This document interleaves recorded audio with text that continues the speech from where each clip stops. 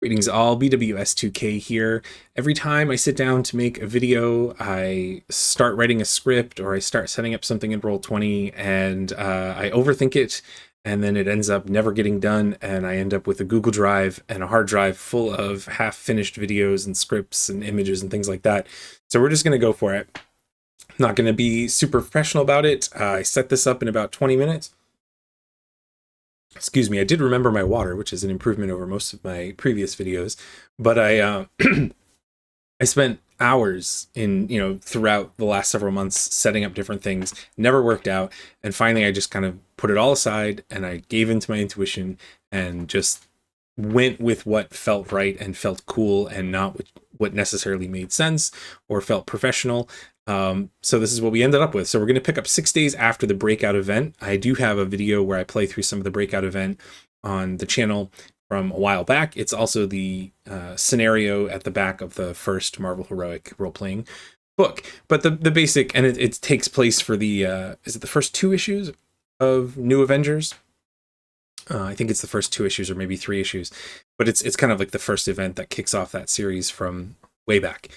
So we've got the raft being broken. It's not broken into, it's more broken out of, but like Electro frees a bunch of prisoners. And in that event, lots of folks make it out, and there's a whole plot with Sauron and stuff. But we are going to focus on Carnage, who was kind of in one of the lower levels and was up against, who was it, Daredevil, and who was with Daredevil? Was it Luke Cage and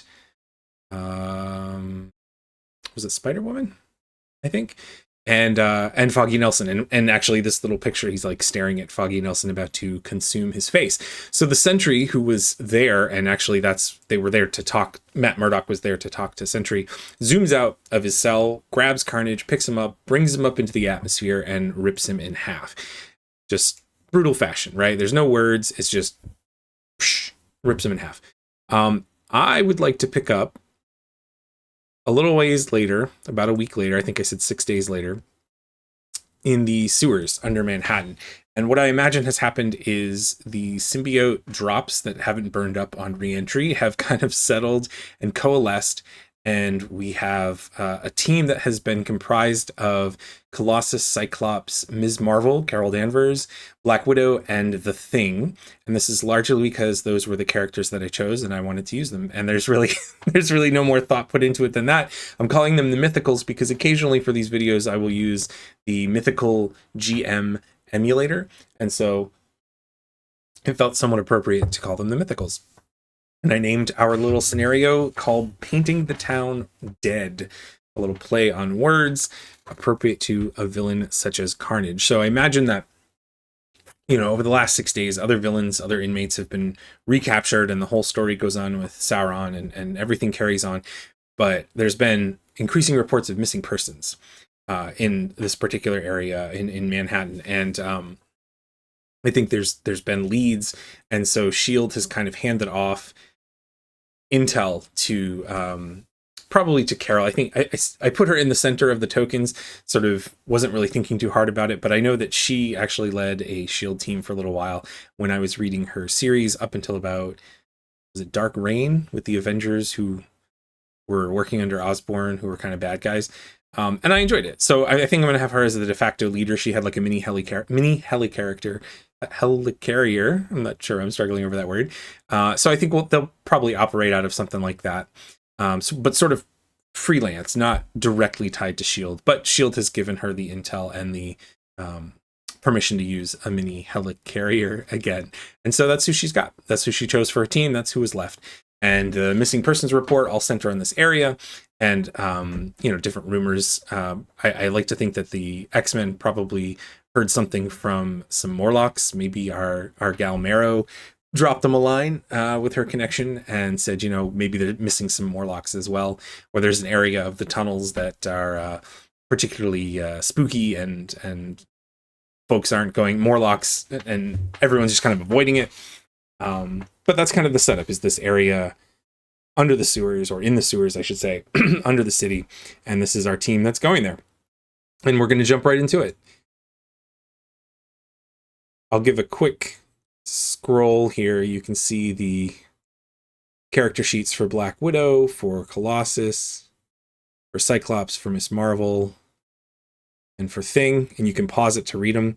But as we play and I go through and build stuff, I'll read what I'm using, so it's not super necessary. And I have in giant orange, no milestones. I'm not going to use milestones. I typically don't use milestones in these videos. I just kind of go with it and have fun and don't really tie myself to anything like XP. And if we need XP, we'll just make XP. It's the glory of solo gaming is you can do that, right? So they're walking through the tunnels, this team, and of course, this is not the first time this has happened to me in a game, but I'm like, how are they seeing down in the tunnels? So they've got flashlights, except maybe Carol. Carol like can just glow. Thing probably has some kind of like high-tech headlamp that all the Fantastic Four have, super durable. Colossus, Cyclops, Colossus probably has a flashlight. Cyclops, I was wondering, do you think his visor could just provide light, like on a super low level? Because it's concussive force, so it would be like slowly pushing things away if he looks at them for too long. So I don't know if I would want it to glow, but then like if it's refracting and bouncing back, is there a way that he could open up slits and make it so maybe he has this like red light? It's not, everybody else is, Carol is kind of glowing this orangey yellow, and then Scott's got this red glow wherever he looks, and then Natasha's got Super Spy flashlight Mark V or something like that nobody understands and probably isn't even in use by the military yet, right? Because she's super spy, super elite. So they're going through the tunnels and sort of honing in on the area that is being reported as the bad space. And they come across, if you've seen the movie Alien or Aliens or any of those films where the walls kind of have this sort of organic growth to them, like stuff growing on them, something like that, where it's sort of a pulsing red or dark red symbiote goo, kind of just coats and drips and pulses and sort of just is there increasingly as you travel, or as they travel down the this main corridor, and eventually they hear this voice. Everything's becoming oppressive. Like the atmosphere is oppressive. It's this like humid, gross, dank tunnels, right, is one of the scene distinctions. High voltage rails as well. These are two scene distinctions I pulled out of the Civil War book. Actually, they have a sewer. Excuse me, they have a sewer set up there. Excuse me.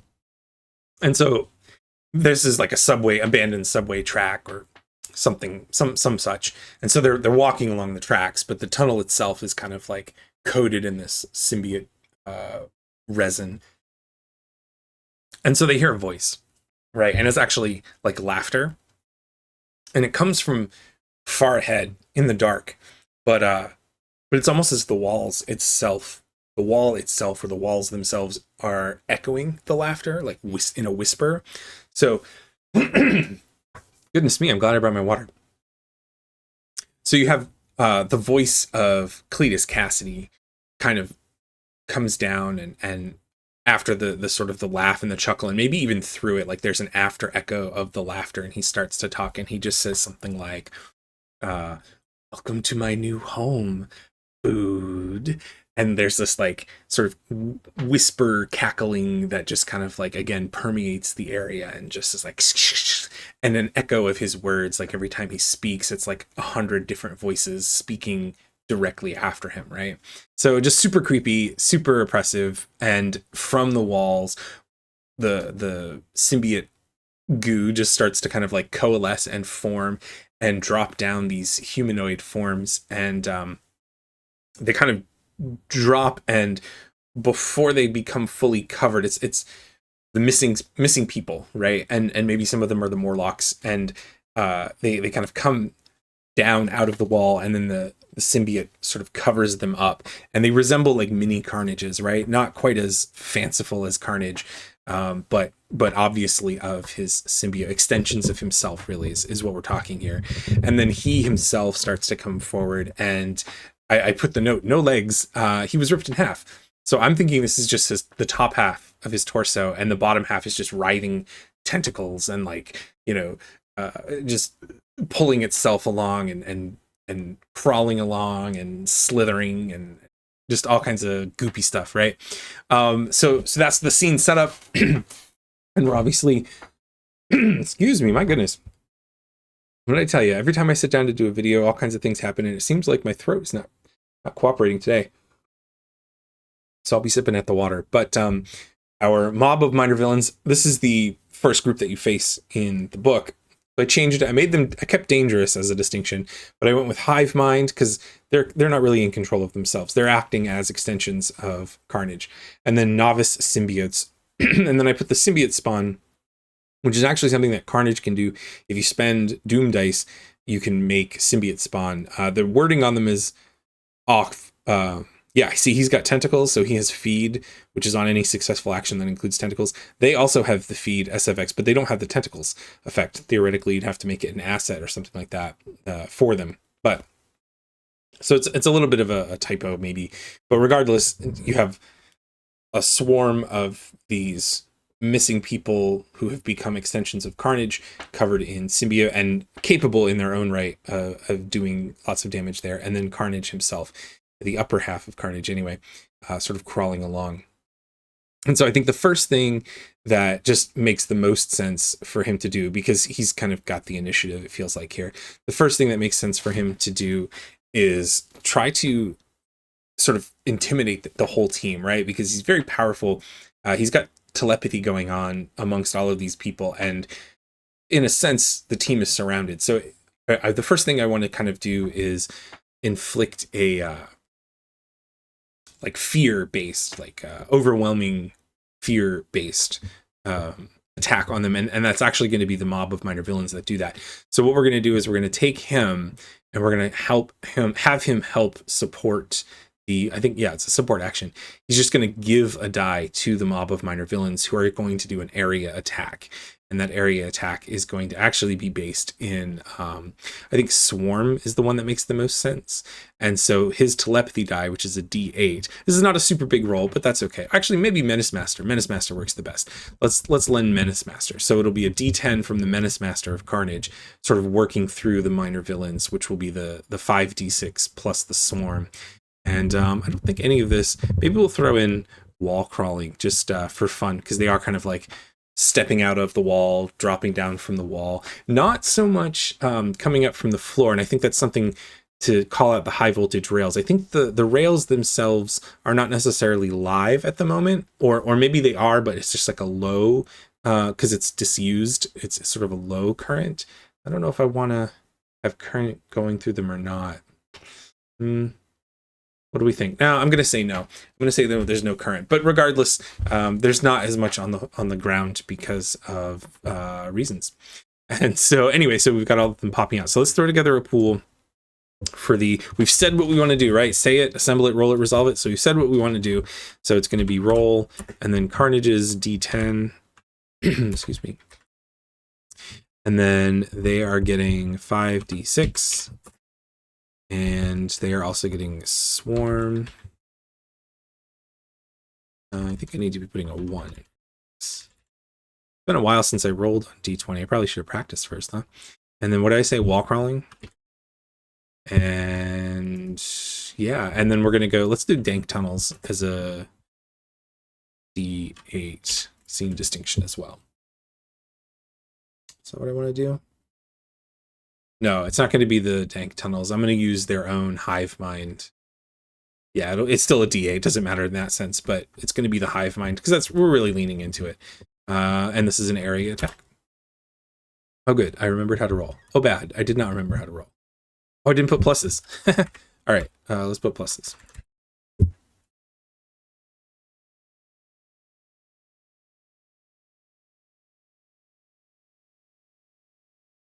That's better. Okay.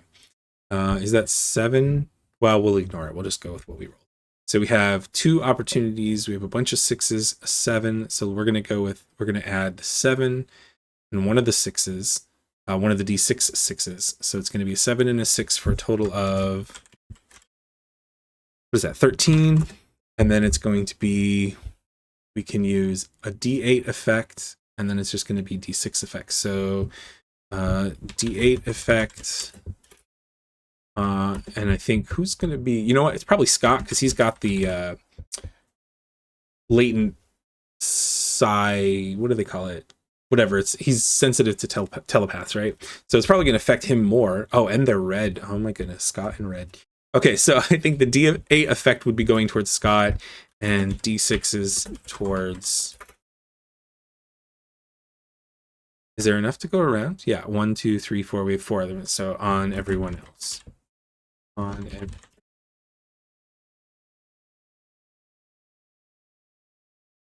it's just going to be like fear to make them afraid, which I guess in terms of stress, we'll call it emotional stress, right? So Black Widow is going to resist. She is alone. I think because it's a fear-based thing, I think they're each going to respond using solo. I don't think there's anything they can. I don't think this is going to be a team thing at all. Solo and Dangerous Liaisons, Natural Leader, Russian Super Spy. That's something we have to decide, or not decide, but we've potential drama for leadership because we have Black Widow who has natural leader, we have Scott who is a leader, and then Carol who is actually leading the team, right? Let's go with Dangerous Liaisons at D4 because this is definitely sort of not in over her head, but it counts. And that's going to get her another plot point. So we will copy, paste. She gets a second plot point for that because she's taking it a D4. Enhanced durability, enhanced stamina, enhanced reflexes. None of that really comes into play, but it feels like it should. Maybe enhanced durability. Maybe that can count a little bit. And nothing from her sting bracelets. And she has Menace Expert, so we'll let her have that. That's all she's got going for her. And she's going up against, so what did we say, 13? Yeah, 13. Oh, that's not great. That is not great, Natasha. Well, so there's good news here. We can add the 3 and the 4 there, that second 4, and then make a D10 effect, which will actually step down the incoming D6 to a D4. So Natasha's total is just going to be a 7 with D10 effect. And the result is, so let's see. So it's a 7, which is going to give in the incoming D6, that's a heroic success on the part of Carnage, right? Or on the part of the mob. So it actually makes the incoming die a D8. But with a D10 effect for Black Widow, it's because her effect die is larger. Or no, wait, that only works if she succeeds, right? I think that only works if she succeeds on the. Oh wait, no, I know this. Hang on. No, it's if she has a larger effect die, it provides a little bit of buffer. Yeah, that's how I've always played it. And I feel like there's a lesson where I was like, oh no, I've been doing it wrong all along. But you know what? Hey, we're not planning. We're just going it. So yes, we're gonna say it works. So the D10 steps down the incoming D8 back down to a D6. So she takes D6 emotional stress. So her little marker here goes to D6 emotional stress. Oh, we don't want to test that. There we go. Okay. And notably, there were 2 opportunities rolled by Carnage. No one spent any plot points to buy them. That's fine. That kind of dissipated. But she had an opportunity. And I think Carnage is going to go ahead. Actually, can I just paste again? Right? Did I just? Yeah. Carnage is going to buy that opportunity. And we're going to add another D6 to the pool. So she's got some stress on her. Colossus is up next. So we're going solo for him. And Quick to Anger, Russian Farm Boy, Ironclad Loyalty. Maybe it's the Ironclad Loyalty to his friends. And this is kind of singling him out as solo, right? He can't really rely on his friends when he has a voice in his head. And so we'll do that as a D4 and get him a plot point as well. I don't think any of his powers. I'm allowing her durability because it's Red Room conditioning. But I don't. Oh, she has immunity from psychic attacks if I spend a plot point. Interesting. We're not going to do that. Colossus, though, I mean, he has godlike durability, but it's obviously because of his organic steel. So I don't think he has anything that's gonna help here. No. And then he has a menace expert, so he can have that. This is not going to be good times. Yeah. Don't really even see how we're going to spend a plot point to add anything else. Nope. This is just going to be bad times. It's going to be bad times. You rolled better. You rolled better. You rolled a 12. So you know what? Maybe he's got 2 plot points. Let's pull one down. Let's add all 3. For a total of 14 with a D4 effect, magical D4 that comes out of nowhere. All is fine. And I think maybe the explanation here is that in his steel form, and he's all beefed and buffed and like, you know, ready and ripping to go, and the mob of minor villains voice coming out and sort of being in his head, it's not that it doesn't bother him, it's not that he doesn't hear it, but he's not shaken by it because he's looking at these puny Carnage wannabes and 50% of Carnage, and he's just undaunted. He's just like that. So it doesn't become stress for him, which is good. He only had 3 dice. Cyclops gets his solo die. And did I used to do spaces? I guess I used to do spaces. It doesn't matter. Tactical Genius, Uncompromising. I don't have time for this. I think I don't have time for this. Probably. Or maybe Tactical Genius. Let's go with Tactical Genius as a D4. I usually do D4s, especially right off the start, to get them plot points. Probably should have seen this coming a little sooner, but he didn't. And there we go. Force Blast is not really helping him to respond. And he doesn't have any... I mean, I guess we could do Combat Expert, maybe? He's used to being under duress, but again, not a great array for him. Even better, though. Wow, look at that. All right, so Psych's total is 8 and 6 is 14. And D4 effect. Psych is fine. Mutants seem to be doing okay so far. All right, Carol. Carol has a better solo die.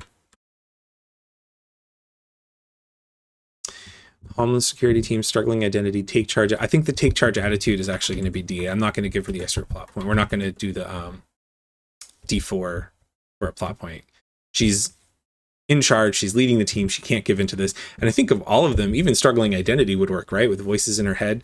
She's had to deal with a lot of weird stuff in terms of personalities and such in her head when wasn't Rogue stole her identity is what it was, right? I guess she was in Rogue's head, or her persona was in Rogue's head for a while. I don't know. I don't remember. Suffice to say, she's had a rough go of it, but I think we're relying on the take charge attitude here mostly. Energy Blast, Superhuman Durability, none of that stuff really makes any sense. And none of the SFXs, Combat, Menace, Cosmic, Psych. Well, we could use Psych. Psych Expert. And yeah, I think that's going to be it. Wow, we're just getting really good rolls now. Okay, so we can add a 7 and an 8 for a total of 15 with a D8 effect. So I think she's going to lash out, and she is immediately going to just like pulse out this raw energy that she has, this Kree energy just... And I'm going to spend a plot point on... This is what it was. So she succeeded on her reaction roll. And so for the cost of a plot point, she can then inflict her effect die back, which she will do. And inflicting a D8 on a bunch of D6s means one of them is knocked out. So we can put that right there. And I think, so the way this works is she just sort of like pulses and lashes out, and it kind of singes the symbiote off the wall, scorches the symbiotes off the wall where she is, and kind of leaves this like sphere around her. And within that sphere were a couple of the missing persons who are all just looking ragged and tired. And as soon as the symbiote is sort of blasted off them, they just kind of slump over, fall to the ground, unconscious. Last up, we have Ben, who is a D6 solo. And Clobberin Time, I'm a Monster, Revolt and Development. Let's go with Revolt and Development at D4. Give him a plot point. And yeah, nothing in his power set. But he does have Psych Expert, so he gets a D8. And that's not great. So he's going to get another plot point. Carnage is going to buy that opportunity, and we're going to bump one of the D6s up to a D8.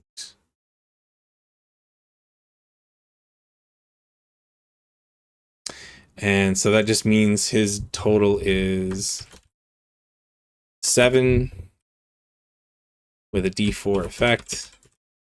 That is going to step up the incoming D6, so he's going to take D8 emotional stress. What a revolt and development indeed. And so, other than Carol, who actually reacts to this psychic onslaught, we have Ben and Nat, who are just kind of like, not cowering, right, but sort of shaking their head like this is affecting them. But Scott and Peter are not as bothered by it. And most probably when you have a teammate who is telepathic and you're used to fighting giant telepathic bad guys, maybe you have better conditioning against that, even if it's not on your character sheet. So that's the villains going. Carnage buffed the minor villains, so that was Carnage's turn. Carnage's turn was lending a die. Probably not the biggest boss move, but it was cool, and it's an ambush, and it works. So now we are moving on to the characters. I think Carol reacted. The other two that are kind of reeling aren't going to be able to act, but I like the idea that we have Scott act first, sort of responding, and he's just going to shoot his force blast, open his lens right up, and shout out. Probably in comics, this would be like all capitals, like ragged letters increasing in size across the page, right? Cassidy! And just shooting directly at Carnage, not worrying about the mob. And so for him, that and hoping to do physical stress, right? So that's going to be, he's doing this alone, not really as the team. I don't have time for this. That's a D8 right there. Absolutely, I don't have time for this. Force Blast, D10. Is there any cool SFX? Oh, we can do area attack, can't we? I said we were only going to focus on him. But maybe we want to do something cool with area attack. You know, it takes so much time to resolve as one person, and I end up getting confused and forgetting things. But we could use Ricochet, which is step up or double Force Blast die against a single target, and then remove the highest rolling die and add an additional die to your total. We're going to do that. We're going to step up or double Force Blast. We're going to double it. Well, we'll just make it 2d10. And then, and that doesn't cost an SFX or a plot point or anything. And then we have Combat Expert. I think that's got to be the one. And yeah, and Carnage doesn't have any stress, so we don't need to add that. That's good. Not a bad roll. So now the highest rolling die we can't use because we're using that SFX. So the 9 is out. That's gone. That's not available to us. So we're going to add 3 dice, which is the 6, and the 2. So that is a total of 14. And we have to have a D4 effect because we don't have any dice left to us. We did roll an opportunity, and we'll go ahead and buy that. Carnage will buy that. We'll step up another one of these dice.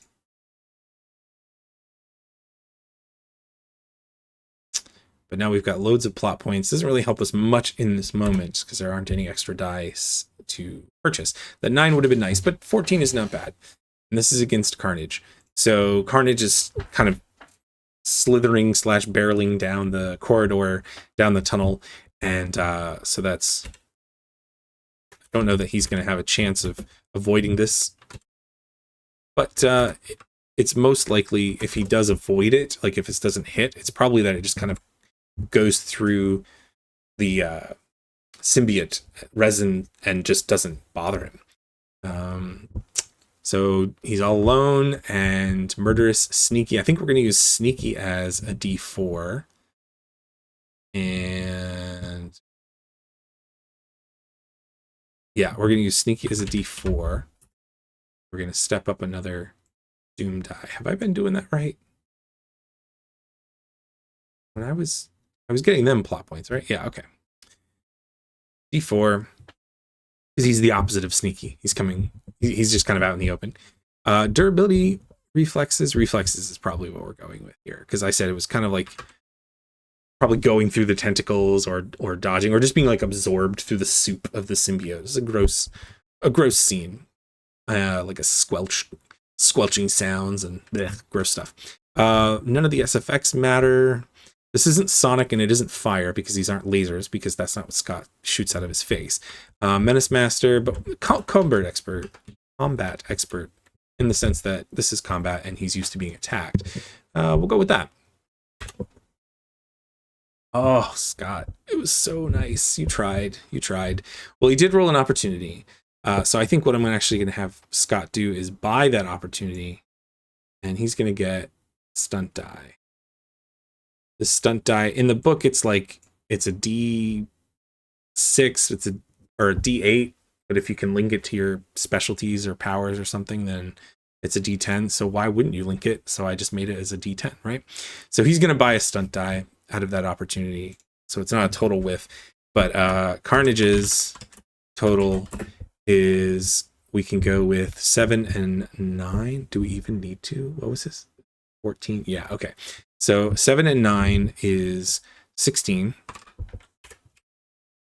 with a D4 effect. And I'm actually going to have him counterattack. Is it worth it to spend? No, probably not. I was going to say I could spend a doom die, but it would only be inflicting a D4. So it's not worth it. Arm is fine.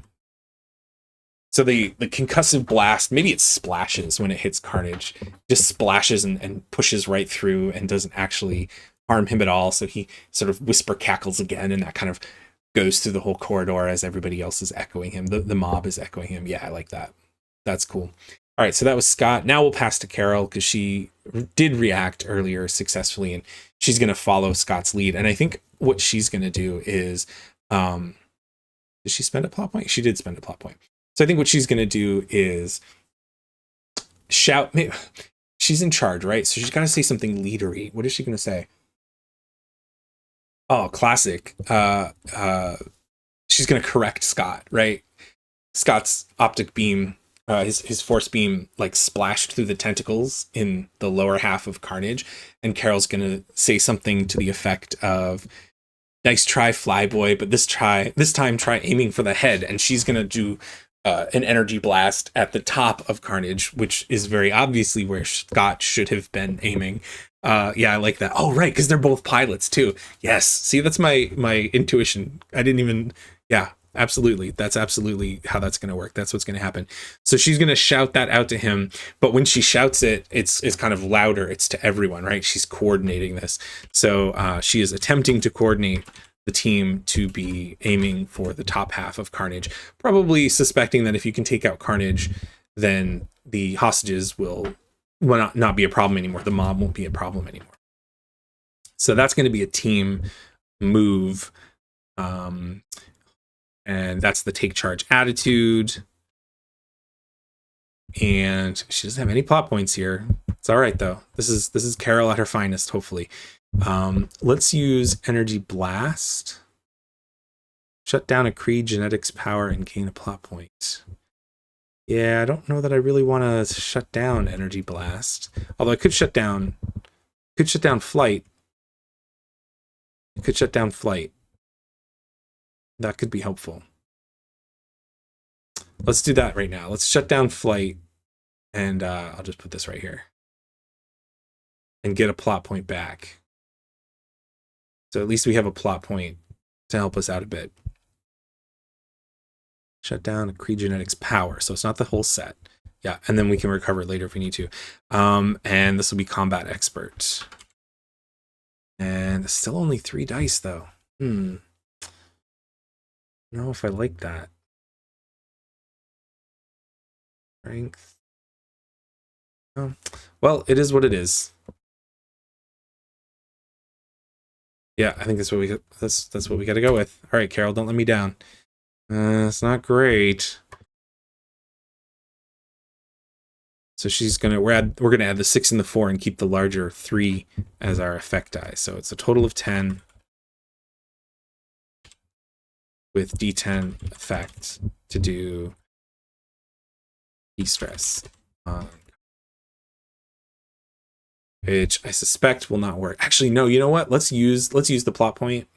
Let's use the plot point and make it. Can we delete that comment? No, we're not going to hide it. Let's correct it.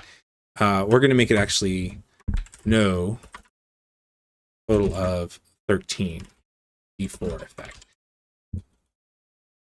D4. So we'll add the 3rd die in to our total to hopefully get a win. And then at least it's got some stress on him. Yeah, we'll do it like that. All right, Carnage.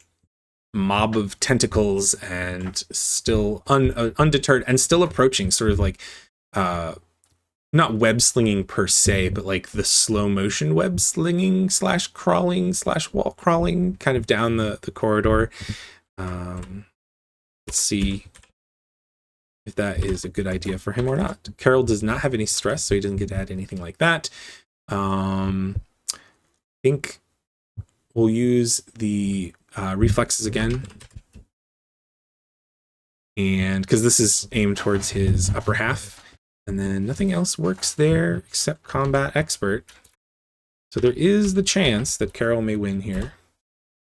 Oh my gosh, this is why I chose Carnage. You know, honestly, in every single time, I don't know how many times I've run Breakout. Every single time I run Breakout, the encounter with Carnage is always so brutal, and it's not even like I'm rolling different size dice than other people, right? Like there are other people who have more dice, but specifically Carnage always seems to be so brutal. And effectively it's Carnage versus 5 people. And you'd think that, no, it just doesn't work for him. All right, so that is a total of 16.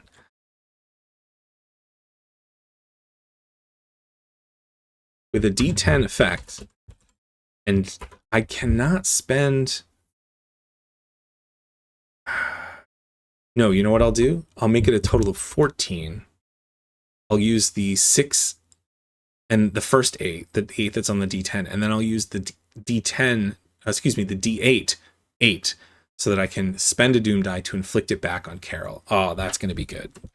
Like she wavered in her leadership. Yeah, that's it. That's the ticket. D8 effect. Karn is fine and counters. So essentially what's happening is his effect die is a D8. I'm going to spend a D8 from the Doom pool.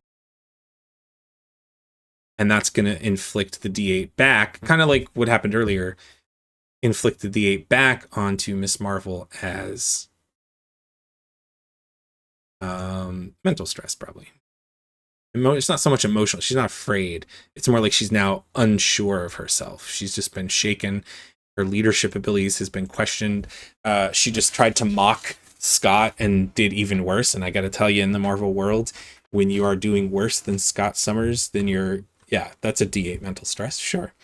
Okay, so that was kind of a fail on her part. Now we're getting to the others here. So, maybe I think Natasha probably responds to the idea of hitting Carnage first, especially because these guys are more punchy anyway.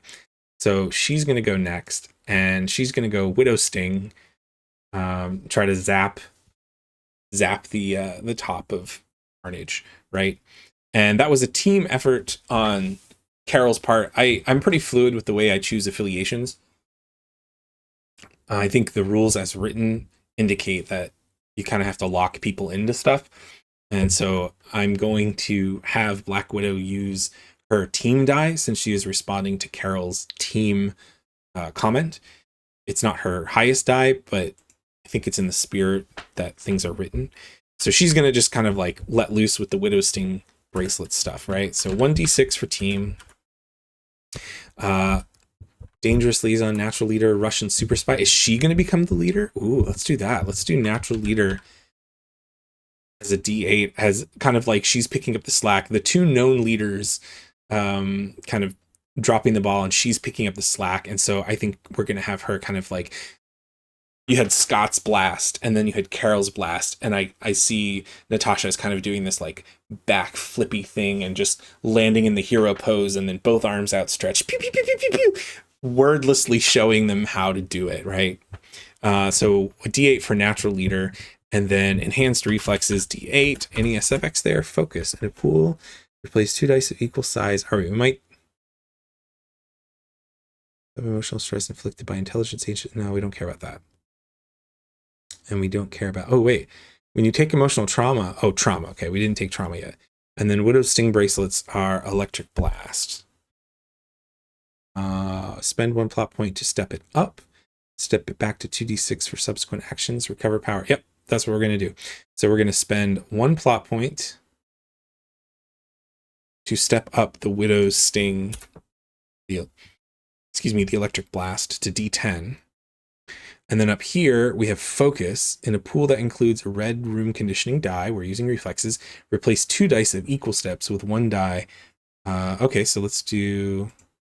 no, I don't know if I want to do that yet. Hang on, let's see. Acrobatics Master. She's flipping. And I think I will take advantage of the focus SFX and make these 2 d8s into another d10. And that doesn't cost a plot point. All right, here we go. Natasha, show us how it's done. All right, and I'm going to spend an additional plot point to keep a total of 3 dice. So we're going to go 7 plus 6 plus 6. So that's a total of 19 with a d6 effect to do physical stress on Carnage. All right. Hopefully that looks really awesome and works. And once again, Carnage, he's rolling his solo die. And Murder sneaky at d4. And we'll bump up this d6 to a d8. Did I not do a distinction last time? I might have missed a distinction last time. No. The d6 goes down. What's up? I don't know. I get excited. You know this. And then durability, reflexes. Yeah, I think we gotta go reflexes again. He's being all dodgy and such. Feed, multi-power note, combat expert 1d8.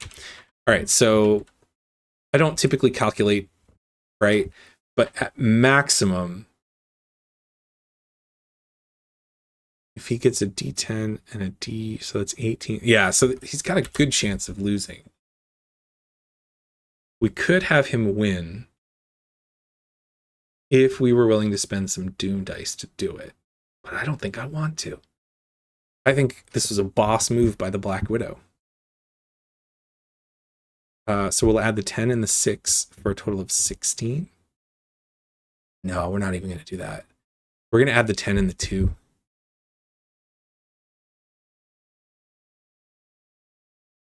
We're going to add the 10 and the 2 for a total of 12. And then we're going to give a D6 effect. Sorry, D8 effect. It's that last one. So her incoming actually gets stepped up because 19 is much higher than 12. So he's going to take... she was inflicting D6. It's going to get stepped up to D8. He's going to take D8 physical stress. Yeah, that's a super rad moment, and I like it, and I approve of it. I mean, I didn't really have anything set up for this. I usually use words.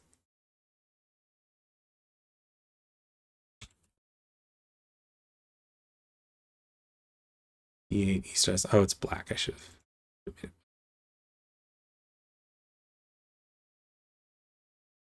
All right, so we know that he has now physical stress. So this is, you know, he dodges the attack from Scott and the attack from Carol, and I think the way that we envision it is Carol was like aim for the head, but her blast is just kind of this wide Kree energy thing that just kind of was like aimed sort of at the torso-ish area. I think Nat hits him like right between the eyes, just a flurry of electric stings, and it just pop, pop, pop, pop, pop, pop, pop, and like blows off the symbiote just in flex, right? Revealing Cassidy's face even, and the fear, like, and rage, and the mix of like, how dare you, gets peeled back just for that second before it, you know, closes back. Oh yeah, that's a good move. I like that a lot. Okay, well that leaves us with our two heavy hitters. So what do we want to do? Colossus and Thing. Colossus is fine.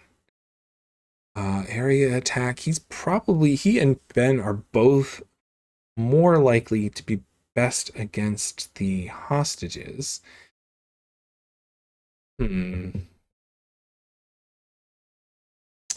Yeah. But I tend to think Colossus is going to want to like rush to help them. So how do we... Oh, no, no, no, no, no, no, no, no. I know what we do. Okay, so Colossus and Thing are kind of like in the back of the ranks, right? And who knows the Hulk best? Probably Ben Grimm knows the Hulk best, right? And so he turns over to Peter and he's like, he says something like, "Okay, Metal Man, this is what I learned from the Hulk. Put it up and give me 5." And they go for this high five, but it's going to be like when the Hulk does his sonic like clap that just like whoosh, blasts away things, right? Oh, absolutely. That's what I want to do. And I don't know that it matters who's the one doing it. It's going to be a buddy move. Technically, I should be using team probably, right? But whatever. Are they both? All right, Thing is a D10 buddy. So we're going to have it be Things, and Thing is the one who's talking. So Thing is going to be like, yeah, let's do this. And so they reach out and they do this like combined sonic clap. And so Colossus is going to spend his turn to lend his die, his godlike strength die to Ben. So it's going to be, so Ben is going to be, do that before we forget. And this will be, does he have area attack? He does have area attack. So this will be against each of the mob dice and also Carnage. Yeah, sure. Absolutely. Oh, I love this move. All right, D12 from Colossus, and then it's a team move. So Buddy for Thing, and then Clobbering Time, absolutely D8. Look at all those plot points. And he also has godlike strength, so he's getting a D12 from that. And then area attack, target multiple opponents for every additional target, add D6. All right, so there's 4 mob dice left, right? Because we've already knocked, oops, I hit my button there. Yeah, we knocked one out. So there's 4 targets there. 1, 2, 3, 4, and then Carnage, which for a total of 5 targets. But then, of course, you back it up 1, right? Because it's for additional targets. So there's a total of 5 targets, which means there's 4 additional targets. So he's going to get 4 D6. And then collateral damage, instead of spending a plot point, add D6 to the Doom Pool to create a rocky orange hide stun. Oh, that's cool. I don't think I've ever used him. For Haymaker, you can double the godlike strength for an action and then add the second highest rolling die. No, we don't want to do that. Combat Expert D8, I think we'll be fine. We have a couple plot points. Yeah, let's do it. Oh, Ben, what are you doing? All right, we can make this work. We have to make this work. This is rad. How many plot points does he have? 2? 2. Okay. So let's add the 6s.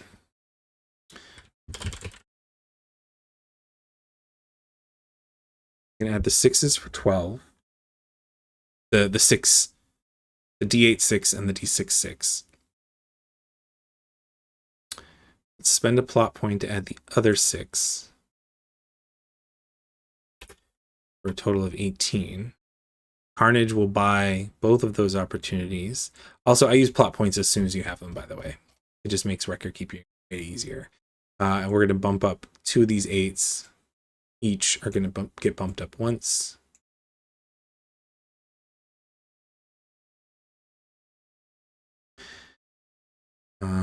And that would leave us with what for effect dice? A D12? 2D12 effect.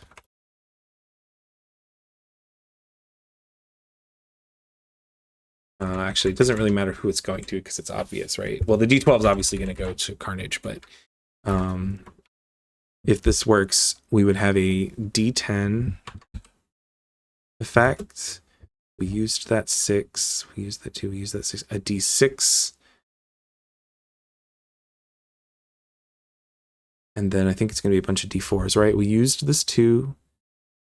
And used this 2 already as the 2 D12s for the effect dice. And then this 2 is that D10. And this one we used, and this one we used. So it leaves the 3. Yep. And then it's just going to be, what is that? Targets. 1, 2. Oh, that's exactly as many targets as we need. 4 additional targets, right? 1, 2, 3, 4. No, I need a D4. Okay. So there's going to be a 4. D4. So the big one of the D12s is going to be for Carnage, and then the other ones are going to be for the villain. All right, Carnage, can you stand up to this amazing Sonic? We got to come up with a good name for it. Bing and Colossus, Ben and Peter. Can't be a fastball special. And it's inspired by the Hulk. High five special? We'll call it a high five special. That's what we're calling it. Okay, so let's have Carnage defend first. So, or react first. D10, sneaky, but it's a D4 because he's out in the middle of nowhere, in the open rather. And we'll increase that. So our Doom Pool is nice and beefy. And this is going to be durability. There's no reflexes at play here. This is like shattering, probably some of the brickwork comes loose. And yeah, absolutely. So this is just going to be durability, which he only has a D8. And Sonic vulnerability. When making a reaction against fire-based or Sonic-based actions, Carnage takes emotional stress equal to the effect die of the attack, regardless of whether he also takes physical stress. If he's stressed out by emotional stress, he flees immediately. So he's going to take D12 emotional stress, no matter what. So that immediately gets pumped up. And then if this works, it'll be D12 physical stress. Oh, I didn't add the D8 from his D8. Yeah, I should have added that into Ben's roll. I will. I'll do it retro. And then combat expert, 1D8. So yeah, you suck. Oh. All right, so Carnage's roll, his total rather, gosh dang it, type, is going to be, we can do a 10. But that's not enough. We can even make a D8 effect. But the end result is he's got an 18 coming in, which is going to be a heroic. It's going to step up the D12 physical, which means he's really afraid as he is then scattered completely. And really it's the symbiote that scatters completely, right? So Carnage is completely just whoosh, taken out by this. And I think we narrated as the symbiote itself is just like rattled, vibrated, and then just blown apart. But it's not just him. It's off of all of the hostages and off of all the walls. It all just kind of peels back. And it's sort of like, I mean, probably in terms of it is a sentient being, there's probably some drops of it. If it can survive being in space, it can survive that kind of flee away into the cracks of the bricks. But largely it just gets washed completely off of all of the people that it is on. And I'm not even going to bother to roll for the minor villains because we've just taken out Carnage, who was sort of controlling and inspiring them. And so they're going to drop Cletus Cassidy's upper half, which is probably looking pretty scarred and brutal. We'll keep it PG-13, but that kind of like falls into the ground and he's probably like flailing and screaming, no, not again, come back, don't leave me. He's concerned about the symbiote running away. But now we have, probably a dozen or so of the hostages who have been freed by this amazing move. And I think the team, sort of the aftermath, is that the people who thought that they were the leaders, i.e. Carol and Scott, have definitely shown that maybe they aren't the real leaders here. So maybe in our next issue, Natasha takes the lead. And sometimes I won't have the whole team too. Sometimes we'll split it up and we'll just have 2 or 3 members of the team go, or maybe we'll split the team up during a scene and have them fighting separately. That'll be fun too. But I think as our sort of our first issue, we have this Painting the Town Dead, I think has been a huge success, an awesome moment. And then maybe they get a call. Maybe Natasha gets the call, right? She got the intel. She's the one with the biggest shield connection. And since she's the one who basically opened the way for Carnage, had a successful attack against Carnage, I think she's the one who gets the little bleep bleep on her wrist communicator or whatever from shield. And maybe she turns to the rest of the team and she announces, she's like, what did she say? Maybe it's a couple moments after. Maybe, they go around, they are helping out the hostages that have all fallen down, and they're bringing people up to street level, and authorities come and take away Cletus, and they're standing there, and this kind of that awkward moment of like, do we want to talk about this? How do we do this? Was our first time together as a team. And Carol and Scott are kind of have that weird look. And then before anybody can say anything, that's when Natasha's wrist communicator beeps and she's like, all right, team, we've got another mission. And like, that's the final panel, is Black Widow, like, like having the leadership moment after all. Oh yeah, that's rad. I like that. Okay, cool. So, hey, I haven't done a video in a long time, and I was overthinking it all, and maybe moving forward, I just don't think as much, and maybe I can crank out some videos more frequently. But if this is your first video watching on the channel, then welcome. If this is something that you've not, if you've been around the channel for a while, welcome back. And we're in a new year. It's what does my calendar say? January 2nd. Yeah, so we're in a new year, and I hope to get out more videos more frequently. And it was such a funk fighting my muse, and I think I just need to sit back and do whatever's fun. That's everybody's advice, right? With YouTube videos, just do what you like doing. So I hope to get more of these up soon. I won't commit to a schedule, but hopefully it won't be months and months and months before we do it again. So that being said, if you have any questions, comments, observations, let me know in the comments. And otherwise, I will see you next time. Excelsior.